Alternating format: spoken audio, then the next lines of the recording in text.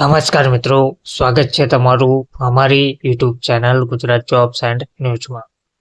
મિત્રો, આરોગ્ય વિભાગના લાખો કર્મચારીઓ દ્વારા પગાર વધારા સહિત વિવિધ માગણીઓને લઈને ગાંધીનગરમાં આંદોલન કરવામાં આવી રહ્યું છે. હાલમાં જ મળતી માહિતી અનુસાર આરોગ્ય કર્મચારીઓનું ગાંધીનગરમાં આંદોલન જોવા મળી રહ્યું છે.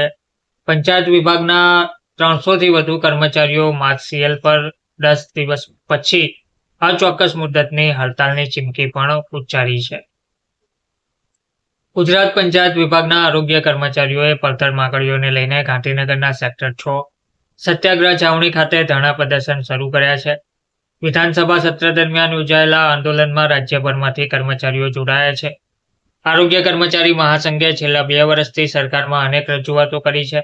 સરકારને 1 માર્ચ સુધીનું અલ્ટિમેટમ આપ્યા બાદ બેઠક પણ યોજાઈ હતી, પરંતુ કોઈ ઠોસ નિર્ણય ના લેવાતા કર્મચારીઓએ આંદોલનનો માર્ગ અપનાવ્યો છે. મહાસંઘના પ્રમુખ રણજીતસિંહ મોરીના જણાવ્યા અનુસાર કર્મચારીઓની મુખ્ય માંગણીઓમાં ટેકનિકલ ગ્રેડ પે લાગુ કરવો, ખાતાકીય પરીક્ષામાંથી મુક્તિ અને પગાર સુધારણાનો સમાવેશ થાય છે. એમપીએચડબલ્યુ, એફએચડબલ્યુ, એમપીએચએસ, એફએચએસ, ટીએમપીએચ, ટીએચવી અને આરોગ્ય સુપરવાઇઝર કેડરના કર્મચારીઓની આ માંગણીઓ મુખ્યત્વે જોવા મળી રહી છે. કોરોના કાળમાં વોરિયર્સ તરીકે કામ કરનારા આ કર્મચારીઓને 130 દિવસનો પગાર પણ મળ્યો છે.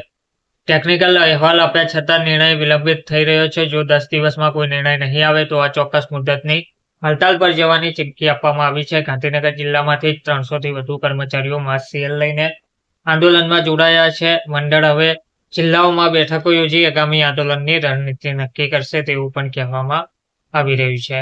ધન્યવાદ.